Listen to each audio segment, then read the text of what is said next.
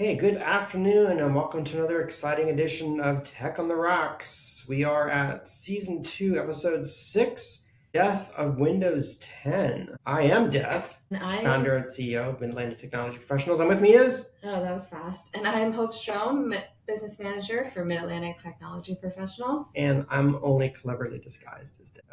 I am actually Trevor Miller, founder and CEO. And today we will be talking about the death of Windows 10, or as Microsoft likes to call it, end of life, or end of support, or just the end of Windows 10. Well, so we always go back and forth. Should we start with a drink or should we start with a question? Always start with a drink. Let's always start with a drink. Yeah. Who's going first? Hope's going to go first. All right. Hope's going to go first. Hope will go first. And as you do that, I'm realizing that Death may not be able to actually drink anything. So we're going to get, presuming that you can use a stir. Yes. And use a stir. Let's see. Can the stir go through this? Hey, look at that. There we go. Can I have the jig? Yes, thank you. Have a jig. Dance a jig. Have a jig. What are we making? Or should I say, what are we making? A mule. Ghoul. A cool mule. Ghoul mule. And I forgot the, hold on. I'm not sure why I sound like Batman. You do sound like Batman. I do sound like Batman. I'm channeling Bat Dad. Did you see that? What? Did that catch that? See what? No one saw anything. I'm behind the desk. Just flew into the cup. Gosh, I couldn't do that again if I tried. You got some sort of magic, dark magic. Again, Batman. I'm not really sure. Death and Batman probably sound similar. Never heard either one in realities. So a ghoul mule, that rhymes. That rhymes. You definitely want the small one. No, I want 2 ounces of vodka. Wow. Okay. Yikes. Is that this whole thing? That's a lot. Yeah. Okay, well, get ready to drink, I guess. Apparently. You should not making a martini. No, I'm following the instructions. 2 ounces of vodka. That is a lot of vodka. Yeah, I think your glass is a little small for 2 ounces of vodka, but that's all right. I think you're making a double and a single, but that's all right. It's Friday.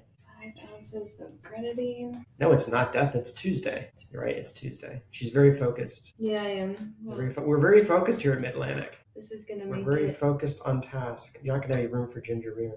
No, you just top off the ginger beer. Okay. It's not. Yeah, that's why I only have one. Cheers. Dun dun dun. We need some traveling music. We need some music. Let's just top it off with some ginger beer.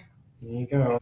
Get 2 stirs. 2 stirs. All right. Well, I need a second stir. Oh, you need 2? I have 1. Oh. So I need a second one. Here, have a coaster. It's a very expensive particle board table. A garnish of a gummy eyeball. That's cool. So there's your 2 gummy eyeballs. That's very cool. Yep, down. Down? Okay, yeah. There you go. Looks very pretty. Too bad these things don't float. The gummy eyeballs just sink. I only have 1 stir though. I got another one. Oh, I thought you told me you were getting another one. I would have given you one. I only have 1. Okay. Sorry. Cheers. Clinky clink. And then let's see how we're gonna do this. I think I put enough ginger beer so it gives it a little. Can you get it? You can get the whole.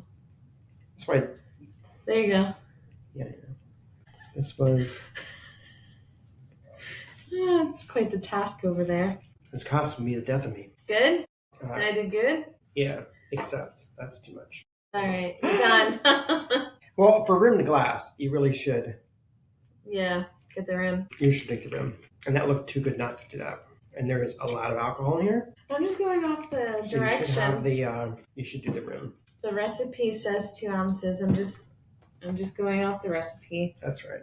All right. Why are we here? Death of Windows 10. Yes. Ask your question, Bridge Keeper. All right. I'm kind of enjoying that drink, though. It's very good. She's very good. What does it mean that Windows 10 is ending? Death. What does Windows 10 end of life really mean? Yes. So it's from a technical perspective, huh? I guess we should do the technical perspective. I'm just scared where the camera is. Is it straight? The camera looks like it's angled. Like it's not straight. Looks like it's more towards the right instead of the left. But if it looks good, then I'm good. Engineer, does it look good? Yeah. All right. Yeah. So I'll just be quiet. Right. What does it mean when So Windows 10 is an operating system, and the operating system is what actually powers your computer from the start. And while it has lots of nifty little applications, it really is what makes the computer run and allow it to do things from other pieces of software. When an operating system is coded or created, it never really finished. It always has updates, right? And we like to complain about the updates that change things that we're used to. The start button goes somewhere else, or from a tech perspective, this certain configuration is now buried in a different menu, or Wi-Fi works differently. But in reality, most of the updates that happen to an operating system are security-based, right? So someone found some way to do something they shouldn't. And usually that happens by using a piece of software, using an operating system in a way it wasn't particularly designed. If I was trying to get, Hope to do something for me, and I just started yelling random words at her, maybe she'd just do it to stop me yelling random words at her, right? If I just start yelling the alphabet at her at the top of my lungs, you'd be like, okay, that's weird. We're going to have to fix that moving forward so that he can't do that because that was really strange. Every month or so, Microsoft releases tons of updates to their operating systems, Windows, to fix things like that, to fix behaviors that they've found that when encountered, the operating system behaves unexpectedly, crashes, does something bad, gets hijacked, allows its processes to be used in a way that wasn't intended. For example, like encrypting all your files when you do not want your files encrypted, or creating remote access to a user in a different country when that was not your intent, or any one of hundreds, if not thousands, of other things that people have found deficiencies with. So while we all hate the updates that come in and change stuff, the most important updates are the ones that really don't change stuff. It's really the updates that secure the software from underneath. So it'd be kind of like if you own a house and you have a crack in the basement, it's not like your people are coming over and going, hey, see, you got a crack in your basement. Now, usually it's a part of the house that you don't really ever look at or ever see, but it's important. It's important that it's sound and solid. Those of us that do own houses, it's one of those things that it kind of sucks because you put money into, you put time and resources into, and you don't really get to ever show it off, but it's real important, right? So your foundation, your plumbing, your electric, it's important things work correctly. It's important that Windows works correctly for you. It's important that it's secure. And what we mean by end of life is Microsoft's going to stop doing that for Windows 10. So as of the end of this month, Microsoft will no longer be providing security updates for Windows 10. So if Windows 10 does have a crack in its foundation that hasn't been found yet, it's no longer going to be fixed. You can pay Microsoft to fix it for you. It gets expensive, but it's not going to be fixed proactively for everyone. And the number of updates that Windows 10 has is going to fall to nearly zero from this point on.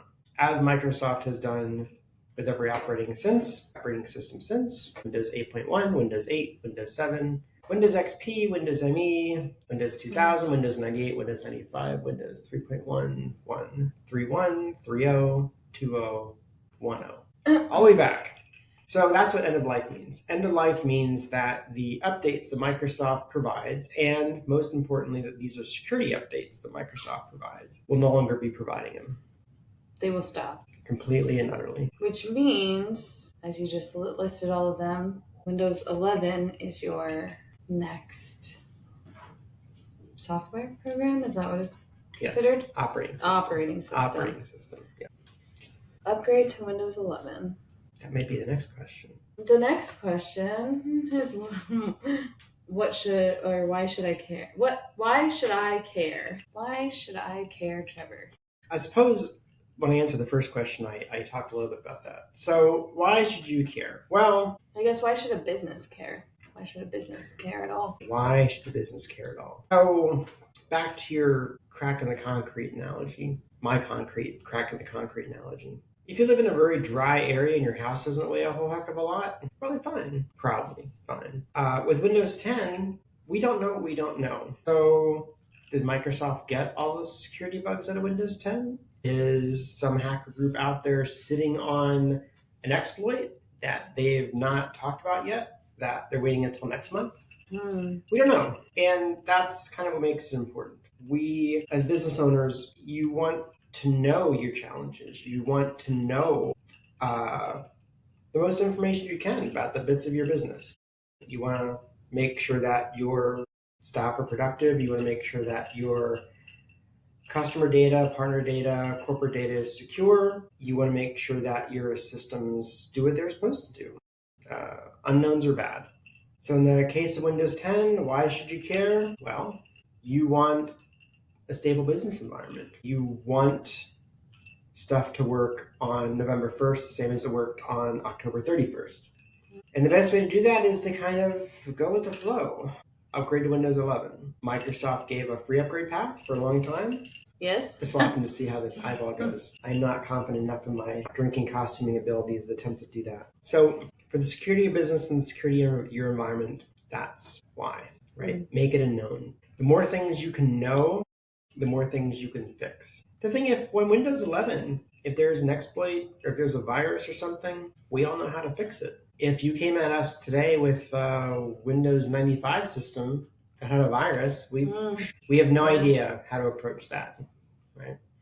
There was an old video a long time ago, back when the internet was kind of new, and folks took a Windows XP machine, like fresh out of the box from like when Windows XP was released in 2001, and just plugged it into the internet. Just plugged it in.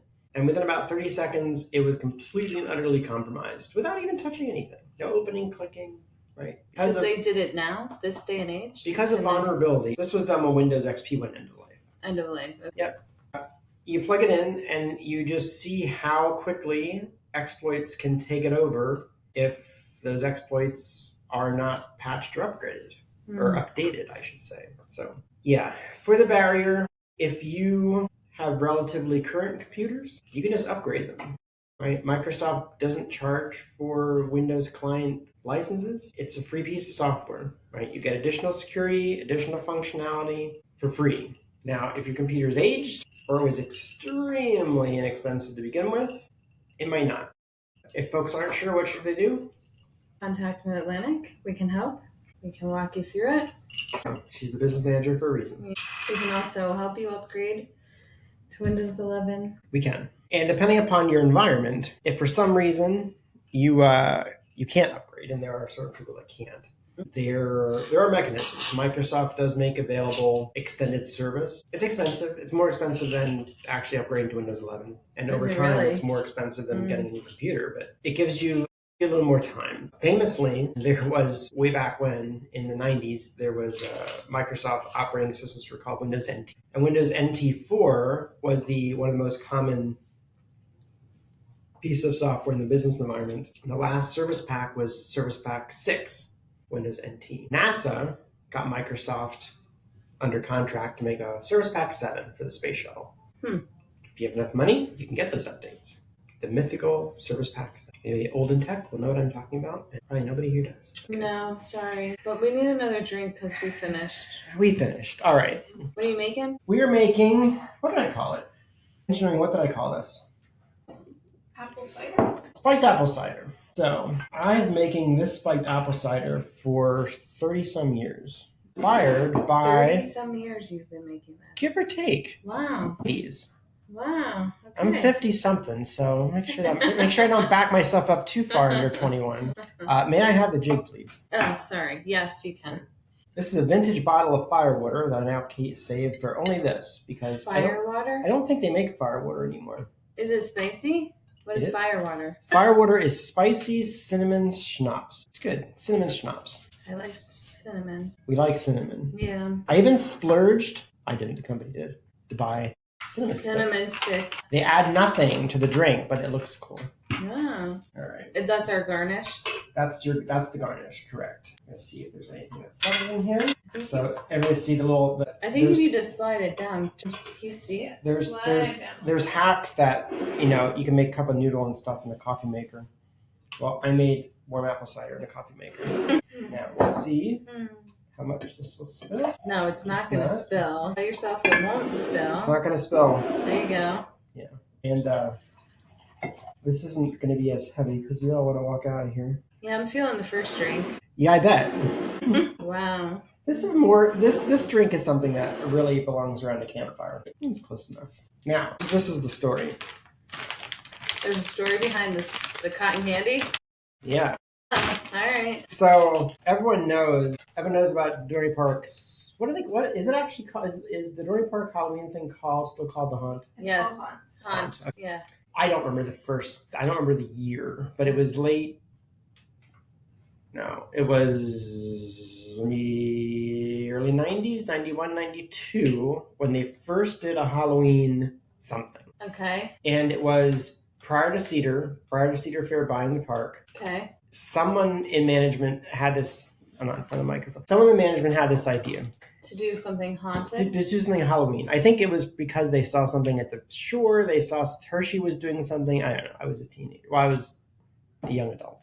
So with very little notice, we were all told to prep for a Halloween event. And what that means, I worked in games. I was in games management. So we really quickly ordered I think we ordered from Allentown Toy, which back in the day, they were not great stuffed animals. We ordered from Allentown Toy, Halloween stuffed animals. Halloween stuffed animals.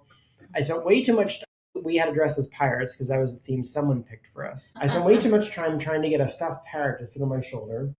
I still have that parrot. But the point of this whole thing is that foods, I didn't work in foods, I worked in games, but foods scrambled to come up with Halloween food because normal summer food isn't the same as Halloween fall food. No. But what they did do, and I do not know necessarily how they make it, and I never saw it firsthand. I only saw it anecdotally, but they served apple cider out of the same containers they used to make cotton candy. What? They did. They did. That's how they didn't have things to serve it. And cotton candy they deemed cotton candy not to be a fall thing. So they did apples. They sold pre-packaged caramel and candied apples, and they did apple cider out of, and I think they still made popcorn out of the stand that did popcorn and cotton candy that was down by Lower Games. Anybody that knows, shout out to Lower Games. That's no longer existing. But anyway, so they did. So this is the reason for the cotton candy. It's the reason for the cotton candy. Cider? Yep. So we just dropped some cotton candy in the cider. And because this is actually apple. Dorney did that? When they made their haunt?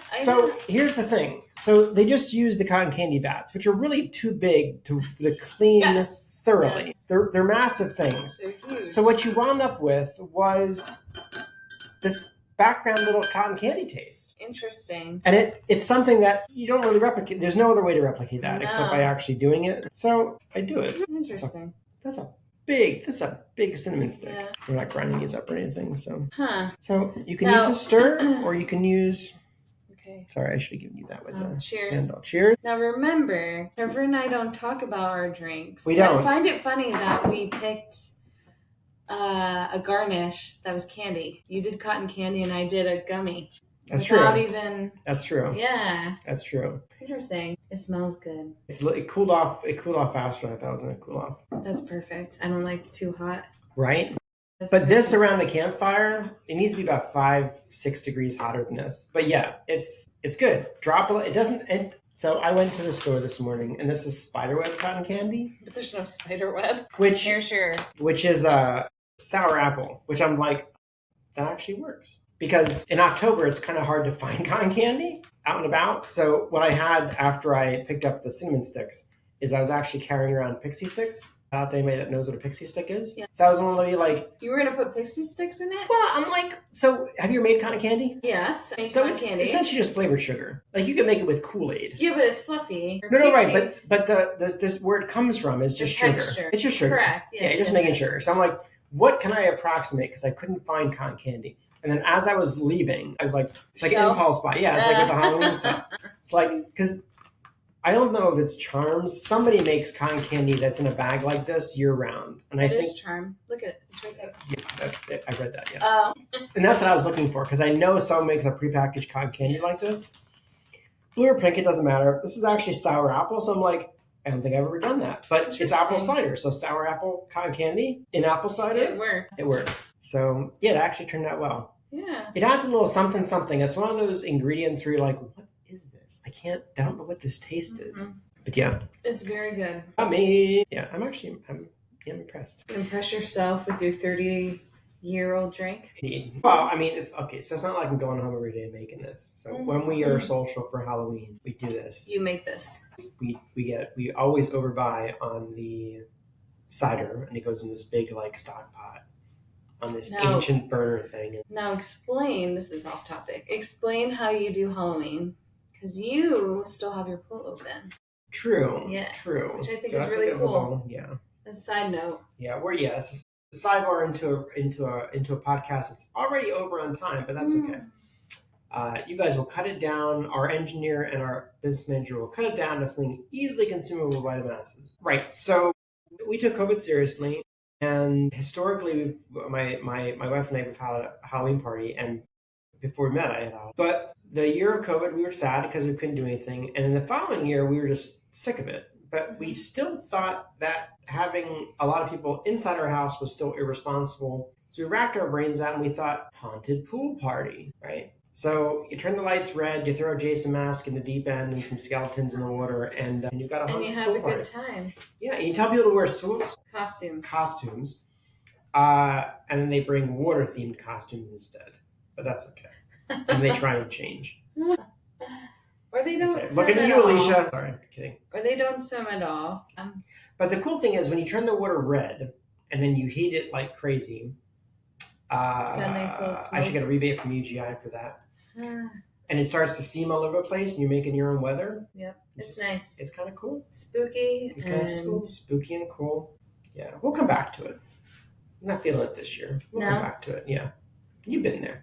Yep. Our engineer, I don't think has been there. That's why I said you don't swim. If you don't want to swim, you don't. Yeah, our costumes were not swimmable. Yeah. I'll probably go back to an inside one next year. That'd be nice. Yeah. Be nice. Anyway, ask your third question, Bridge Keeper. I'm the Bridge Keeper. You don't even know what that reference is. No. And I'm sad. We need to have an educational session. The Bridge Keeper. Interesting. That's a Monty Python reference.